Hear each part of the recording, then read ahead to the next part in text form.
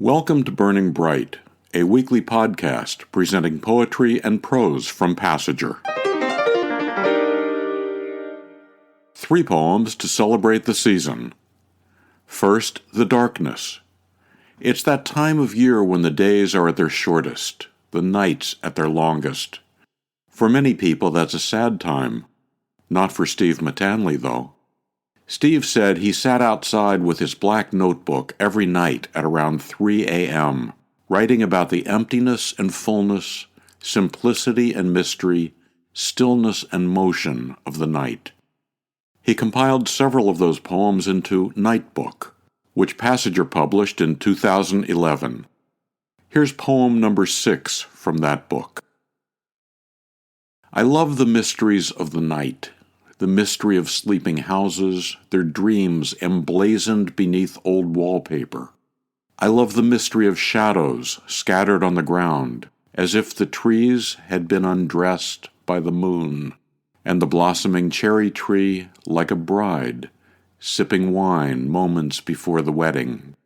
I love the mystery of things I can't see, the torque of roots writing and thrusting in the dark ground, and the harp strings of starlight, the wind like the thoughts of someone unable to sleep, the mystery of the highway droning, the silvery sound of driving. I love the mystery of my heart, like a red horse. I love the mystery of night's vanishings, the moon sinking under the weight of its own light, the last star left in the sky, like a kiss that wants only to last forever. Darkness, awaiting the soft, flirtatious light of dawn. Poem number 6 from Night Book by Steve Mattanley. Passager published Sarah Yerke's book Days of Blue and Flame in 2019 when she was 101. She's even older than that now and still writing. Here from that book is her poem, Christmas on Kauai. I'll not forget assembling for Christmas far away, the tribe of energetic boys, the screeching as they play. They hurtle through pellucid air and surf the blue-green sea, weave arms and legs in wriggling mass of camaraderie. Although I cannot hear a thing, it pleases me no end to see the laughing and the jokes, the older ones' true friends. They even cook together, an odd concept to me. Delicious meals are flavored with congeniality. Mingling with my progeny on this enchanting isle, the gathering has poignancy, a tear, then a smile. It is perhaps the very last my old bones can attend. To speak of this, they are aghast. Graham's coming to an end? Christmas on Kauai by Sarah Yerke, from her book Days of Blue and Flame. After publishing its literary journal for 15 years, Passager expanded its press in 2005 to publishing books as well. Passager's first book was A Cartography of Peace by Jean Connor, also her first book. Jean was 86 at the time, and 15 years later, she's still writing poetry too. Here from Jean's book is the poem New Year's Day. On this, the first day of the new year, I'm glad to share the world with the exuberance of geese. Snow geese flying overhead, honking as they go.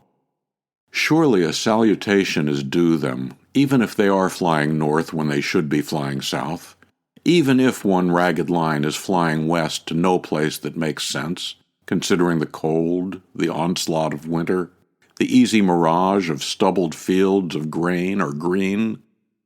The geese, we assume, know what they're doing, so we can anchor ourselves anew in our rightness, feet down, firmly placed, erect, waving our caps in the air to the geese overhead, confident as the old year passes, crying Happy New Year to them and to us, not needing a straggling V formation to teach us what matters is we are here, here. New Year's Day by Jean Connor.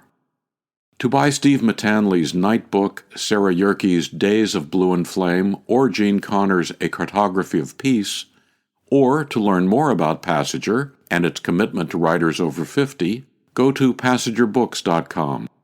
You can download Burning Bright from Spotify, Apple and Google Podcasts, and various other podcast apps.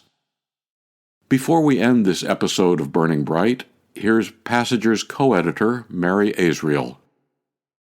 Passager is a small literary press dedicated to bringing you the voices of older writers, a generation vital to our survival. As a Passager editor for 30 years, I've come to know remarkable people, aged 50 to 103, through their poems, stories, memoirs, and letters. What they say has enriched my life, and yours too, I hope. Please join me in celebrating the season's tradition of kindness and generosity. Even a small donation can go a long way to sustaining us. Every time you read Passager Journal or one of our books, you'll be reminded how you've been part of it. Go to PassagerBooks.com and click on Donate at the top of the page. It's the season of giving. We hope you'll give to Passager. For Kendra, Mary, Christine, and the rest of the Passager staff, I'm John Shore.